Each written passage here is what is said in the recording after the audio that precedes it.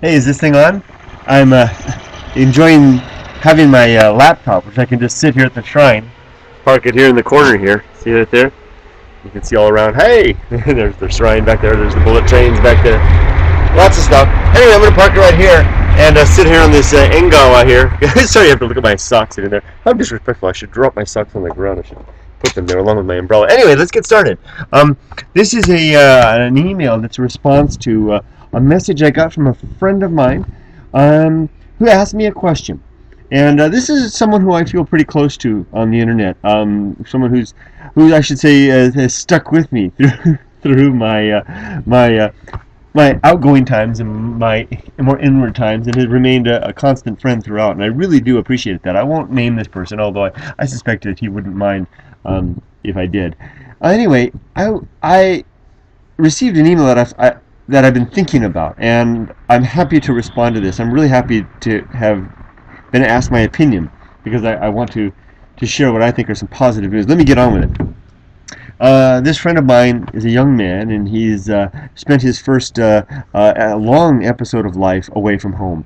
I'm far away from home, another part of the world, and time has come to go back. And basically the message and the question to me was, he's telling me it's time to go back, and he's nervous about going back. And he's nervous because he thinks that he has seemingly acquired enough independence to be ready for a life on his own, and he's not sure that he's going to be, even though he loves his family and his home community, he's not so sure. It seems like that he's not so sure that he's going to be ready to go back and slot right back into the old life. And wondering what did I have to recommend about how to deal with that. And I just have to tell you, I'm going to handle this from a very strange perspective. I feel close to this person, and I'm going to handle it from the perspective of if I was your father, what would I say to you? And the age difference is such that could actually potentially be possible. And you can see the happiness coming out of me. And my reaction, if my son were to call me or write to me and ask me to say that same thing, I'd be really happy about this. Really happy that. Because this indicates that, and if you guys have seen some of my past videos on this channel regarding advice for young men, which I'm not hesitant to offer, I tell young men to get out and to leave the home at the age of 18, roughly the 18 or so, and to go out and make it on their own. And that includes, for the most part, making their way through college on their own. Taking as little or no support as possible, and just going out and doing it. I think there are great things to be had for that. And results may vary. I've put that little disclaimer on past videos. Results may vary and cultures vary. This particular message applies to young men in Western culture, particularly in the Americas, that are the culture that I grew up in, the culture that I'm more familiar with, where this type of independence is greatly valued. There are cultures, of course, where that's not the case, such as here in Japan, where young men are encouraged to basically remain under the young men in general are encouraged to remain under the care of their parents, particularly their mothers, throughout their life. Mothers and then their wives throughout their life, and that's totally normal here. In the West, in my culture, I don't think so. Get out, become independent, become a man. As I like to say it. That doesn't count. Another disclaimer: that doesn't apply to young men who are incapable of doing so. I mean, if there are actual some reason that you're not able to be independent, then that doesn't apply. Or if there's some great need, for example, if you're going to be the caregiver at home, you have to take care of your parents or something. It doesn't apply as well. But it's different. It is the same thing. Really, what I'm after is men to become the man of the house. I don't mean that in the worst sense of the way. I don't mean that in the wife beater type of a way, dominating tyrant of the household. I mean to be the man of the house, the man having taken the responsibility, willing to weigh that on their shoulders, and having the strength of character and resolve to take on that thing. That's what families need. It's what children need.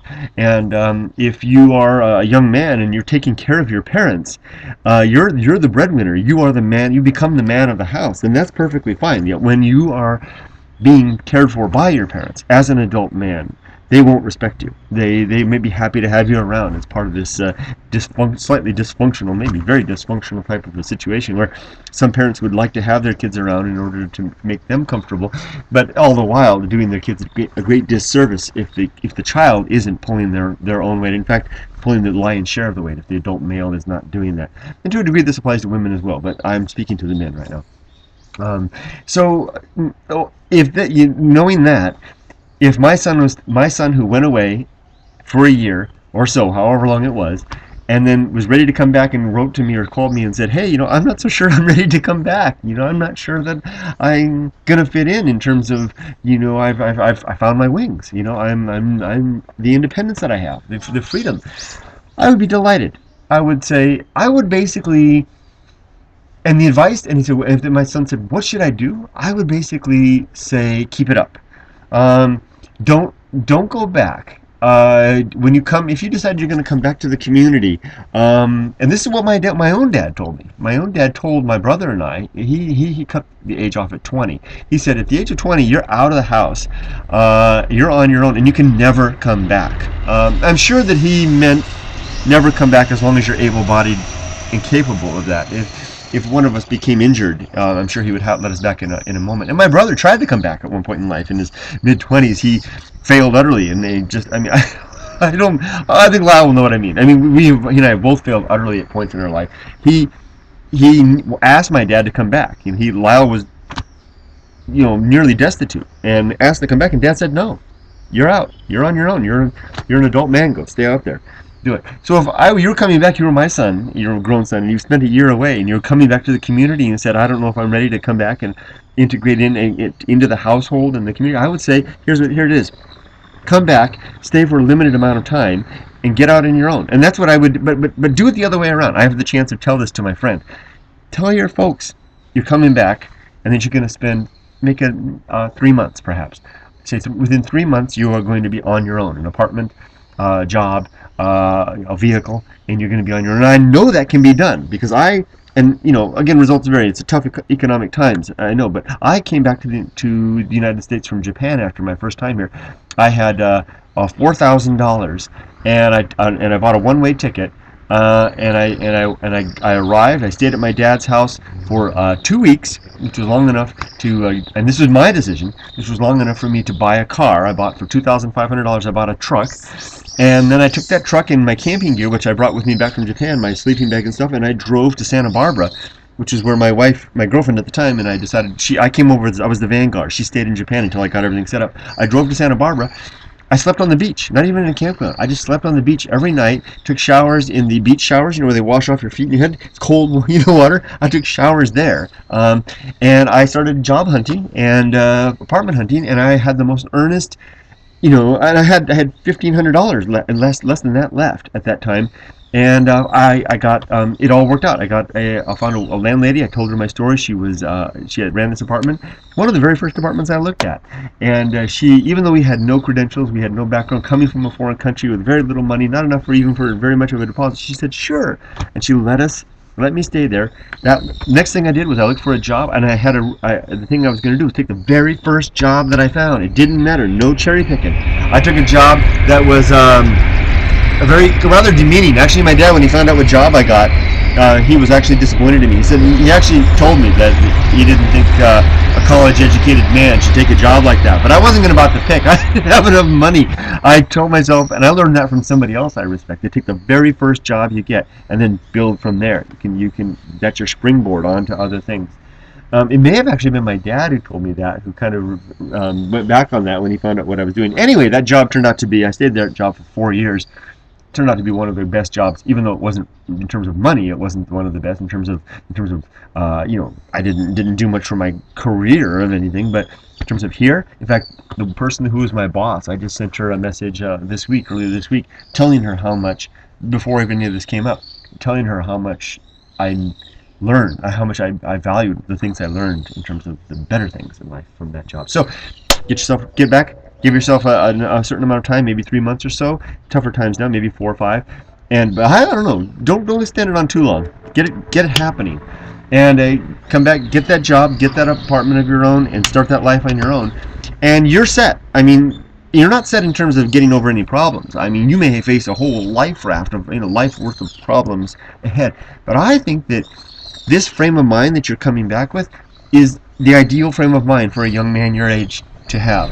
If you, like I said, if I was your father and you wrote to me, I'd be beaming, smiling from ear to ear, because you are now armed with you have one of the greatest character elements that I believe a young man or a young woman can have at this stage in life: a capacity and an inclination towards independent living, which will allow you to explore various options in life and pursue them without the fear that can come if you are more reserved and afraid of the risks of independence. That's not to say that that's necessarily the best way of life. There's lots of people who get by just fine with a more reserved, conservative in the terms of not willing to take risks and